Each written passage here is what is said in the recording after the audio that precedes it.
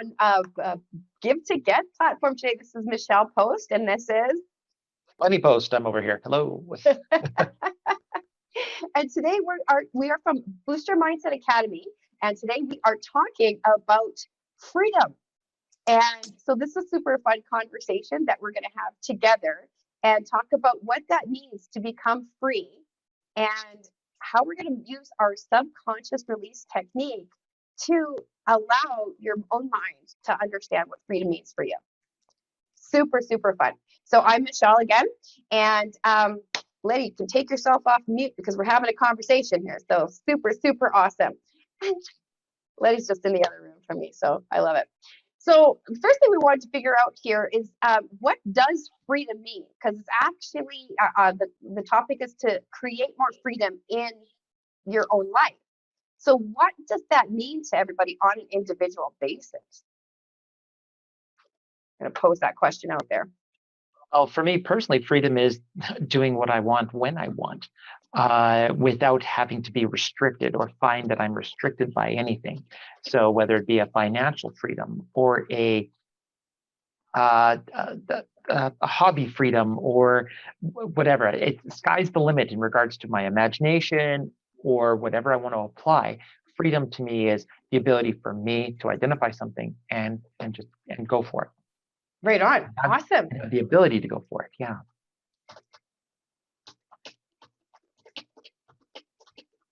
Good stuff. That's really awesome. Bruce, what does freedom mean for you? Very similar to Lenny in the sense of doing what I want to do when I want to do it, from, I'll say, emotional freedom, spiritual freedom, intellectual freedom, physical freedom, i.e. that's one of the reasons why I work out as much as I do. So I have physical freedom to do what I want when I want. Also financial freedom.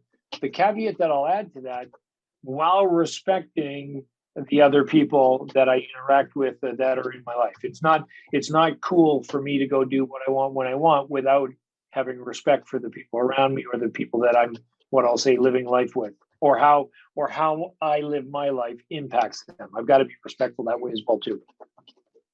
Interesting bringing that up, Bruce. It's like respectful of the laws or respectful of that.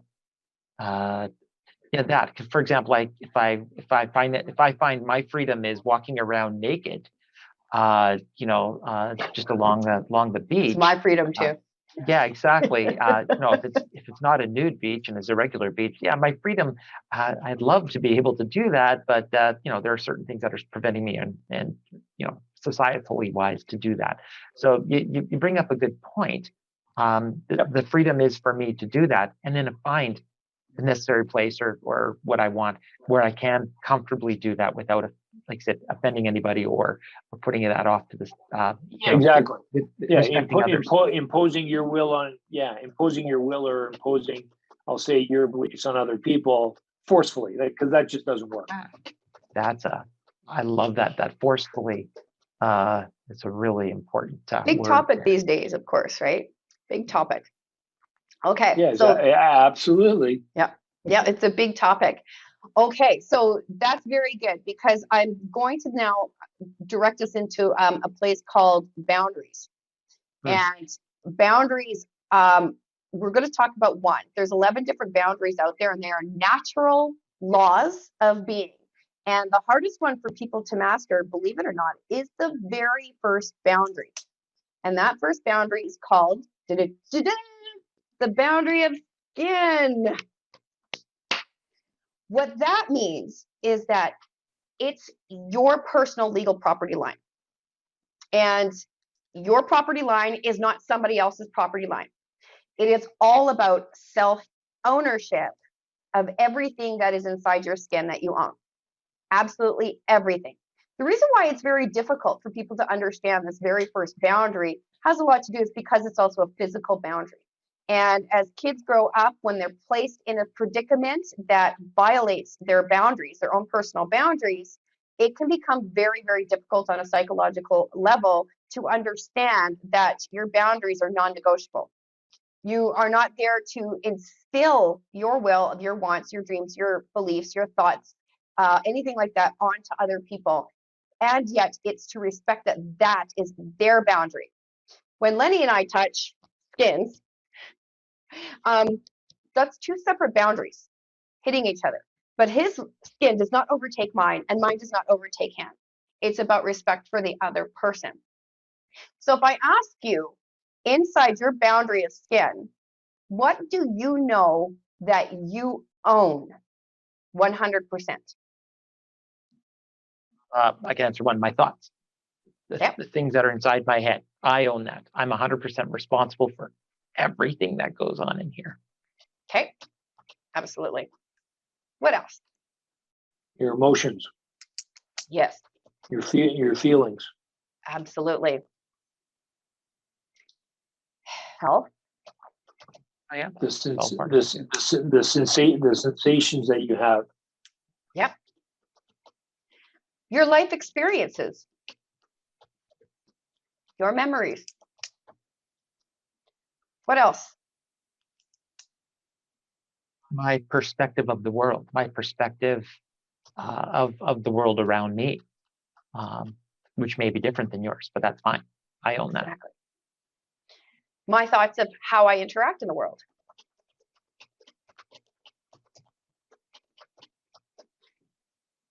It's also so many different things that you're responsible for. And if for those of you who have a harder time understanding it, think of it as a legal property line for where you live. If you're renting or owning, when you rent or own something, there are specific walls, property lines, fences. They belong on your property. They do not belong on somebody else's property. If they do, then that could be considered an encroachment. Then you have to sign legal waivers on how you guys are going to interact together. It's very, very easy to understand once you start getting into the place of legalities. When it's a physical property line, very, very easy to understand. In my property line, in my house, I have a black and white house. I love my black and white house. It's very big compared to the two smaller houses or the two smaller houses on the other side. All of a sudden, you see this big, beautiful house. But what say somebody didn't like my house or the color scheme, and they came into my house and they said, "Nope, we're changing the colors," and they decided to paint it this magnificent purple and yellow. And as much as I love those colors, I don't want them on my house. How would that make you feel if somebody walked into your house and started rearranging everything to a manner without discussing it for you? Didn't like it. Happened in my first marriage. Yeah, yeah. with my mother-in-law. Yeah. And allowing that to happen. Exactly. I think the word violated is a huge word for me. It's triggering me. You know, I've set up my house, my door is shut. And if somebody just decides to walk right in that has not been given access or gratitude to say that you're allowed to, comes in and starts rearranging my furniture, yeah, that's going to be like, no, get out. You're not wanted here. Your changes are not wanted. On a scale of 1 to 5, would you give yourself a 5 on achieving what you want in life? If your answer is anything less than a 5, right now, I have something awesome for you. Achieving your goals and living your life at a 5 isn't easy. Most people aren't prepared to focus, stay disciplined, and do the everyday work that is necessary to achieve amazing results. But since you're watching this, then I'm guessing that you're not one of those people. And this is an opportunity that will change your life. Give to Get is a global program that brings together world-class coaching and combines it with empowering masterminds and networking opportunities. We provide 5-star guidance for the price of a cup of coffee a day. To find out more, click on the link in the description of this coaching session. Even my dog doesn't allow other dogs to come into the house until she's properly vetted them. You know, this is my property. And this is the vessel. This is where we've been put into as our vessel here. So from God, from source, from the universe, you've been put into your vessel to take care of it, not to make it sick so other people take care of it. So that's the self-ownership aspect. When you don't have that aspect of self-ownership, there's very little freedom in your life when it comes to your own mindset and thoughts, because you're thinking of everyone else. And there's control aspects that go with that. Conversely, we also have to be aware we do not own other people, exactly for that reason. So there's a lot of people that love to meddle in other people's businesses, ideas, thoughts, without the respect or empathy that everyone's come from a different place and different experiences. There's no freedom in that. That is control. So my way is the highway. Is that kind of where you're getting at? Like, unless it's a boundary that somebody's like, they're trying to manipulate you or move you past something that doesn't work for you, then of course it's not exactly my way or the highway. It's I do this or else I'm going to do this to you. There's usually a lot of threats, a lot of manipulations. Now, we all have fallen and succumbed to all the ways around, no matter what that happens. So I want you guys to think and answer as well. What is it that you know you do not own in your life? well, we talked about, it was discussed earlier, I own my thoughts and feelings. I don't own your thoughts or your feelings, Right? your knowledge, Yeah. your health. All the things that we wrote down before, we don't own them in the other way. I don't own your perspective. Also add, we don't own somebody else's personal space. We all have our personal space around us, whether that be 6 inches, 18 inches, 24 inches, 36 inches, whatever it is, because it's different for everybody else. It's even different from different cultures around the world. Absolutely. And if your quote unquote personal space is 24, 30 inches, I don't own that space. That's your space. I own my space, but I don't, even though I'm not, to your point, touching you, I'm still in your personal space. Very good. Absolutely. We don't own other people's properties, and we may not like the way they dress up their house, but we do not have the right to go over and fix their house. We have to work on our house. We have to work on ourselves first. The reason why this is the exact opposite of freedom is because so many people choose to work on other people versus themselves. And then they are beholden or chained to that other person. What was that wonderful saying is about forgiveness is if you don't forgive other people, you're letting them control you. So we really, really, really want to make sure that we're working on ourselves first and foremost before we can start acting and reacting in a relationship environment. A lot of people get into relationships based on expecting the other person to fix them. And what's the biggest complaint everybody ever has in a relationship is that, oh, they're always trying to fix me, And yet, somewhere down there, that is what's happening. So super interesting. So when it comes to that, we want to make sure that we are owning ourselves. And when we can own ourselves, we can be free. Now, what that means for you is also personal empowerment, self-empowerment. There's not one guru out there that you or I or anyone has ever listened to that has ever said, give up your rights and freedoms for other people's sake. It's true. Mm-hmm. Not a single one that I'm aware of either that says, hey, you don't matter. You don't matter. Everyone else but you matters. Yeah. It's the exact opposite. So when we're talking about, like, especially right now in today's day and age, the best thing we can do for others, actually towards others, I really want to start making sure I'm using the right lingo here. We're responsible for ourselves. We're responsible to or towards others by openly communicating, by having the understanding that we have the ability to, that everybody's life is different and comes from a different place, and everybody is equal in their experiences. We do not detract from our own experiences either. Ooh. So what is that bringing up for you guys now that we've gone through what you own and what you don't own?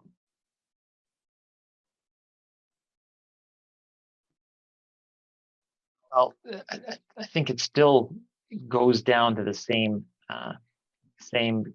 kind of path. Is that I am still 100% responsible for me, and in order for me to be effective, I have to be responsible to others in regards to how I communicate my feelings, how I relate to others, how I relate to everybody else. So I'm responsible not only for what's in me, but how I am going to relate to others moving forward as well. Very good. Very good. That's awesome. So in the terms of freedom, how do you feel about knowing that you're responsible for you and not others, and that you're doing the best that you can to be in relationship? I always say to people, you want to take 100% responsibility for yourself, because if you don't, then somebody else is going to take responsibility for that percentage that you don't, and you might not like the decisions that they make. Exactly. And if you haven't taken responsibility for it, you really don't have, I'll say, a choice to say anything about it, because you voluntarily given up that responsibility. And if you're truly setting boundaries in your life, it's because you love and care for the other people in your life. Because a boundary is actually meant to love the person more, not restrict or protect yourself. Yeah. And so I like to say, I love you. I'm here to support you. And that's your stuff. And I'm happy to help you with that. However you want me to help you, it's your stuff. Yeah. And just absolutely. like it's my stuff is my stuff. Absolutely.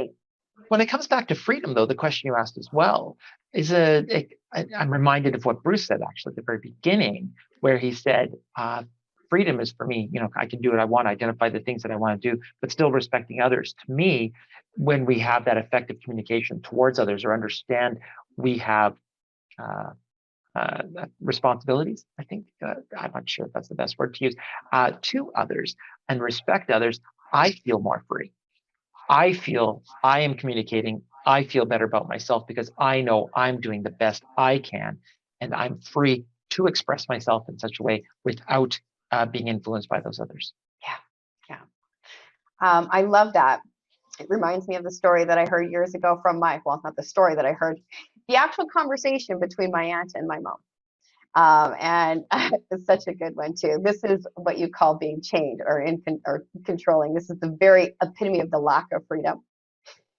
My mom and my aunt, they were friends at one point, super, super fun, and they worried about each other. And so my mom says to my aunt, no, my aunt says to my mom, that's how it started off, I worry about you. And then my mom says, I know you do. And so I worry about you worrying about me. And then my aunt says, I know. And so I worry about you worrying about me worrying about you. And my mother says, I know. And so I worry about you worrying about me worrying about you worrying about me. And I said, damn it. Because they could have gone on for millennia. There's no freedom in that thought process. There is zero freedom in that worrying about somebody else and their ability to make decisions for themselves. We empower ourselves, therefore we can see other people empowering themselves. And that's what we do, is we move ourselves forward in freedom and not chained or bonded to other people. So that way we can all do what is in our best interest, moving ourselves forward. And that doesn't mean freedom is easy. It doesn't mean that, oh my God, I can do whatever I want, whenever I want. We have to work at that and what that actually means for ourselves without carrying on other people's thought processes that we don't own in the first place. Yeah. It's funny. It reminds me, Michelle, where I had a conversation not that long ago, actually, with my older brother. And very similar. He says, I worry about you. And I said, okay. Have you asked me if it's okay for you to worry about me? Yeah. Have you had this conversation with me? Because if you haven't had this conversation with me, you're doing that all on your own, and I have no input. So he goes, well, I worry about you. And I said, well, that's your choice if you want to keep doing it. But if you ask me, I'll ask you to stop. Yeah. Good for you. Good for you. Because that is go ahead. I was just going to say, I love it. That is, I think Cheryl's going to say, like the epitome of, self-ownership, is saying, I'm responsible for me. You don't have to worry about me. Worry about yourself. Yep. And you're responsible. Again, people fuzzy this whole responsible to and responsible for right up, especially when it comes to children. We all think we're responsible for our children. And in reality, we're responsible to our children. We're responsible to them to ensure they grow up being the best human beings they can be. We're not responsible for them because we're teaching them the right way.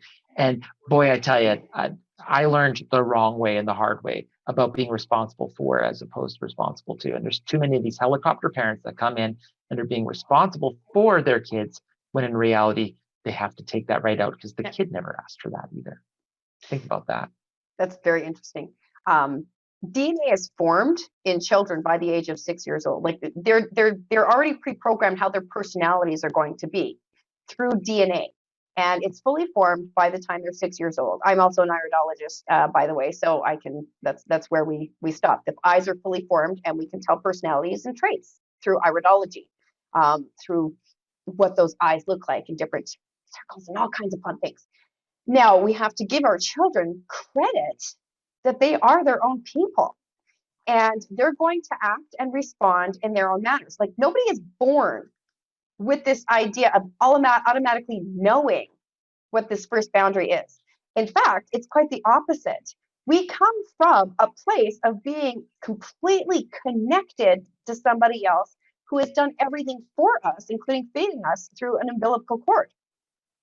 So it's very difficult to understand this right from the get-go. And that's why you see babies and kids, oh my gosh, especially the kids that go ahead and start biting other people, biting their siblings, right? Like they do that. And because it doesn't affect them, because they've come to from a place that other people don't affect them. So I remember my mother did do this once. This is my little sister. She loved to bite everyone. And we weren't allowed to because, of course, we're the older people. We're not allowed to do anything back except for cry in pain and let her do this until my mother decided to bite her back. Imagine the look on her surprise when it kind of hurt. So we have to go through life experiencing it to understand what we own and what we don't own. I love that, guys. So what are your thoughts there? Even to that point, there's a marvelous book out there called Boundaries by Dr. Henry Cloud. And he actually talks about how when a baby's born for the first 18 months, the baby can't distinguish between mom and themselves. And then all of a sudden they can say, oh, mom's over there, I'm over here. Okay, we are two distinct people. Yeah. And that starts them off on a path of finding their independence. Yes. And yet a lot of times, to your point, Lenny, we as parents, because we believe we're responsible for them, not to them, and we start to put this protective bubble up as opposed to teaching them how to protect themselves and how to assess danger, risk, safety on their own. We impose it on them. We impose safety on them. We impose protection on them. We impose. And ultimately, what ends up happening is by the time most children are 5 years old, they hear the word yes 5,000 times, and they hear the word no 40,000 times, and it gets this whole concept completely backwards. So as children get older into young adolescence, they're saying yes to the things they should be saying no to, and they're saying no to the things they should be saying yes to. Yeah. And you bring up another very good point on the next boundary, of course, is words from that same book. So if you guys want to go ahead and read that book, it's a great book. It's really, read it 5 times, like seriously. Show us the book again. Show us the book again, Shel. So it's Boundaries by Drs. Cloud and Townsend, and they have a magnificent series in marriage, dating, children, you name it. Read it all. Because it's really good. And it gave me a greater respect to be able to continue on a life of freedom instead of the trajectory of I have to worry about everyone else except for myself because I'm important. And that's where you really want your freedom to come from, is you are important. You are magnificently important to everyone who's around you. Now, my freedom was stripped when I was just shy of my 20th birthday when I got diagnosed with a chronic illness. And then all of a sudden, you're never going to work. Here's a handicap sticker. You're never going to do anything in your life. Here's, you can go on welfare now for the rest of your life. And I thought, oh my God, this is what was told to me when I was just shy of my 20th birthday. And I said no. And I did the long work of caretaking myself, because other people were only going to caretake me to what they thought I needed, without even hearing what it is that I needed. I've had literally people take food out of my mouth, literally take food out of my mouth to give it to someone else, unless I said, hello, I'm allowed to eat. I'm allowed to do stuff. Simply by the fact that you are born, you have these rights of autonomy. You know, you have a right to live. You have a right to know what's in your best interest. So it hasn't been the easiest road, and freedom is not necessarily the easiest road that there is, but it is the best road, because taking on everyone else as well as taking on yourself, holy cow, there's no more baggage that you can do. Like, how much can you carry? What is your load like? And what is it that you own and you don't own that you're trying to carry around?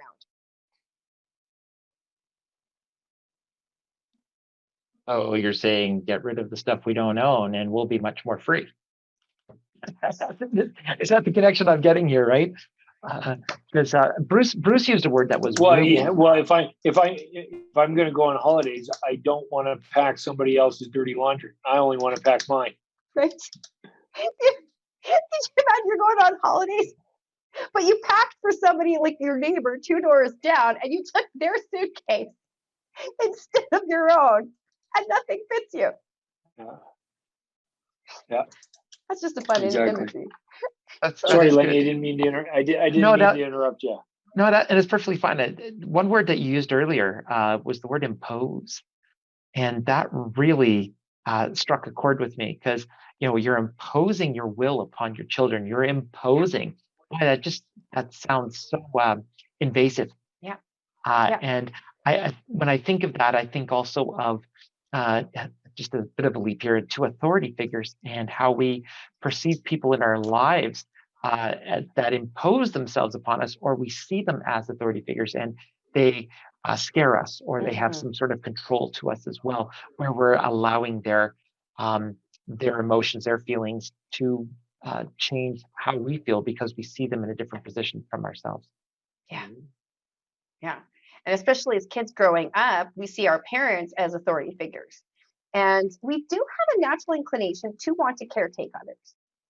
And there's nothing wrong with that, but never, ever, ever forsaking yourself.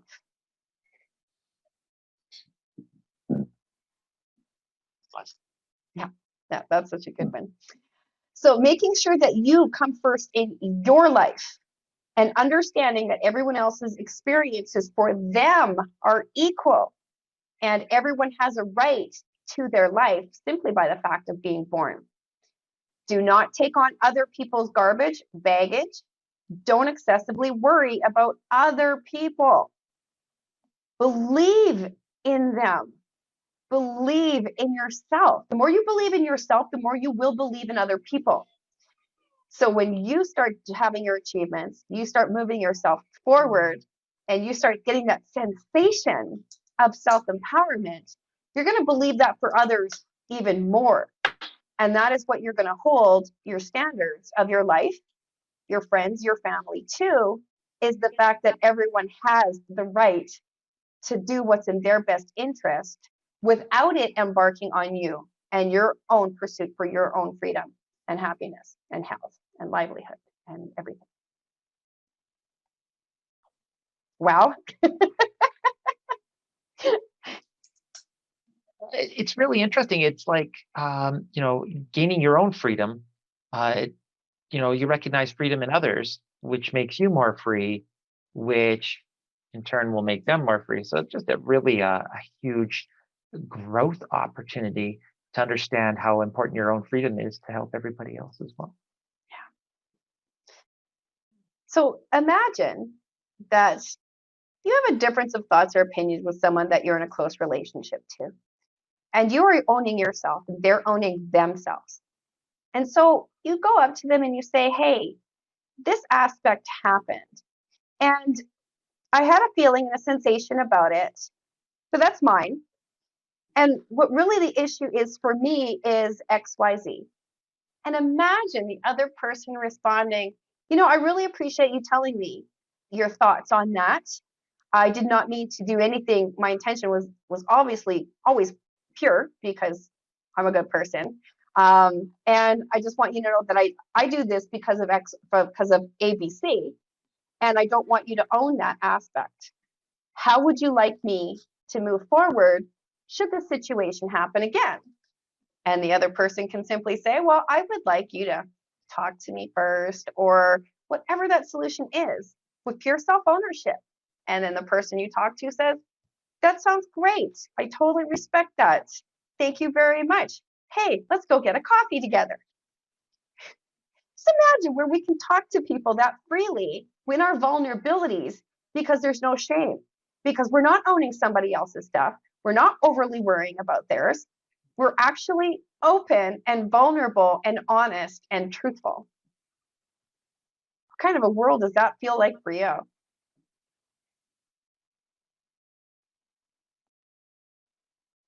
I love your face, Lenny. I love the noise that comes out. Yeah, unfortunately, I don't think they see it on the oh, there it goes. You probably see me now. The thought or the impression of that, it still blows me away in regards to how effective a simple communication like that is, and how it's based upon the ability for me to understand my own feelings and my own freedom of how to express myself, to talk to others. And I think it's both a giving and a receiving that's really important here. Being able to give the advice, the whatever I need to do, but to receive it back when somebody wants to do the same in kind. Mm-hmm. So it definitely is a relationship that is very much what's the word I want to use? I can't think of it right now, but it definitely has that two-way part to it, and I think it's really, really amazing. Yeah, super fun. Bruce, any thoughts on that? I always like to say it's just a conversation. That's all it is. It's just a conversation. Yeah. It's nothing more. It's nothing less. It's just a conversation. Let's have a conversation. Yeah. We're allowed to. And then you just have a conversation. Right? So good. We're allowed to express ourselves. Now, also remember, it goes both ways. You don't get to just have boundaries and not respect other people. So in the same instance, someone can come up to you, as even myself, and say, hey, Michelle, I didn't like it when you did this. Can you share with me what was happening for you? Oh, geez, didn't mean for that to happen. This was my intention. Oh, okay. I get that that's why you did that. I totally get it. Do you mind if we do this instead next time? You know what? That's no skin off my nose. Sure, I'd love to. Then let's go have a coffee. But having proper boundaries doesn't mean you expect everyone else to respect yours, and you don't have to respect theirs. I've talked to numerous people that have actually shared that they expect theirs to be respected, but they don't have to respect other people's. So that is an entitlement. That is not freedom. In order to make sure that we are truly free, we have to allow boundaries to go both ways. Otherwise, we're taking on topics and narratives that do not belong to us. They don't. They really, really don't belong to us. If you want to be free, you want to make sure that you are not taking something on that does not belong to you. You are respecting other people's experiences. We get back to that human nature, that human communication, that openness, that vulnerability. It's a much higher vibration than living in the fear of, oh my God, what are they thinking? Oh my God, what are they thinking? Super different. So how can you release? Actually, you want to do one SRT about releasing the thoughts of others, because I think that that's a big deal, especially right now, is what everyone else thinks of me. Oh my gosh, I'm doing it this way, you're doing it that way. Releasing other people's thoughts of us. Because once we do that, then we can really start to be on our own self-ownership. You guys want to do that? Sure. Okay. So a good one is, my mother said, when I quit smoking, so super fun. I was having a hard time breathing. So I had to quit smoking. I had a choice. Either I can keep smoking and get emphysema and die by the time I'm 40, or I can quit smoking and then I can go back to singing again. Yay. And so when I told my mother, and her response was, oh, if that's what you think of yourself, what must you think of me? And so she actually said that. I know. It's like, Mom, my quitting smoking has nothing to do with you or my thoughts of you. Exactly. Right? So, that being said, how many times have other people taken on that case scenario? What must you think of me? Oh, what must they think of me? Michelle, I'm gonna. Yeah. Lenny said a really interesting word early on in the presentation. Yeah. Shame. Shame. Yeah. And shame is such a powerful, I'll say, emotion on the negative side. How through SR2 do we absolutely the worst? How do we help people release shame? It's the shame of what? So SRT itself, it releases the negative emotions and releases the block to the positive emotions. And that includes shame as part of it. But it depends on what you're feeling shame about. So that's where we want to go, is into the specific case scenario when it comes to individual people. I don't know where my wonderful thing is to showcase where shame is on the scale of, but shame is one of those. Hopelessness actually is worse, is one worse. Oh, you got it. Yay. I've got it here. There. Let me just talk here. So this is the scale here, because I guess you need to see this, but shame is at the very bottom, actually. Oh, shame is the bottom. I thought hopelessness was. Nope, shame is at the very, very, very bottom. So it is with hopelessness. It is with hopelessness. Is it really? That's Okay. humiliation. Can you put that up again, Lenny? Yeah. I actually just pinned you so people can see that more. Good stuff. Good. That's excellent. Yeah. Yeah, this is a nice little chart that we found that really talks about vibration and some of the emotions that go with it. And shame is the worst. It's the worst. And then after that, you can see that there's blame is the next one. So shame is the inverse. So blame is when we make other people responsible for us, which we've learned today, don't do. And shame, and I'm not shaming you on that, shame is when we do that to ourselves. Like, seriously, we don't want to do that. We want to get to the joy, love. Thanks, Lenny. You're welcome. Reasonable, all that kind of stuff. So releasing shame is on here, but we want to make sure that what is it that you're feeling shame about? And that's where the programs lie when we do the SRT technique. So right now, thank you. Yeah, you're welcome. You're very welcome. So right now, we want to make sure that we are releasing what we think other people think of us. Okay, I like that.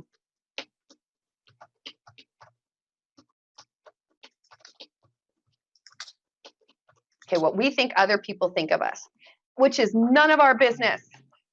It is none of our business. None of our business. So for those of you who are not familiar with the subconscious release technique, it's a simple breathing technique. You can watch as we're doing this all together as a group. I'm going to go through my handy dandy emotion list and release that one, and you guys can follow yourselves as well. So I want you to put your feet on the floor, and I want you to take a breath in and hold it and say to yourself in your mind only, with your eyes open, I release all abandonment with what we think other people think of us. Good.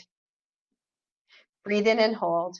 I release all annoyance with what we think other people think of us. Good.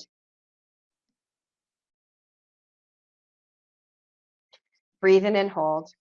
I release all dread with what we think other people think of us. Good. Breathe in and hold. I release all hopelessness with what we think other people think of us. Good. Breathe in and hold. I release all pressure with what we think other people think of us. Good. Breathe in and hold. I release all shame with what we think other people think of us.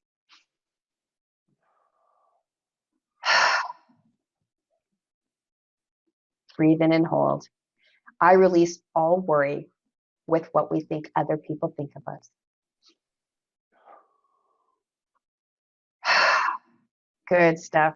So now we're going to go on to releasing the blocks to our positive emotions, doing the exact same breathing exercise. Breathe in and hold. I release all blocks with calm with what we think other people think of us.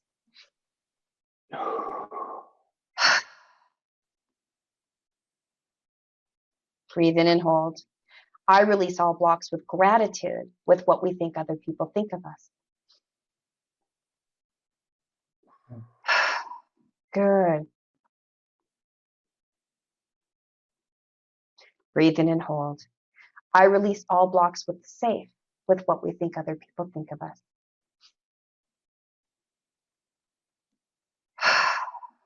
Good. Good. That strengthened up. The third component with the SRT is to make sure that we're filling up all that space that we just released from our subconscious with positivity using the exact same exercise. So we're going to do a round robin of gratitudes, and it's the exact same thing. I am so happy and grateful that I am growing myself towards my freedom every single day. Breathe in and hold.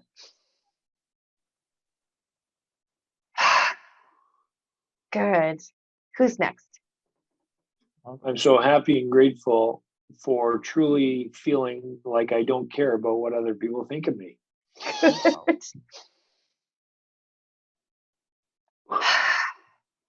good. My turn. I am so happy and grateful that I am 100% responsible what goes on in here. Good stuff.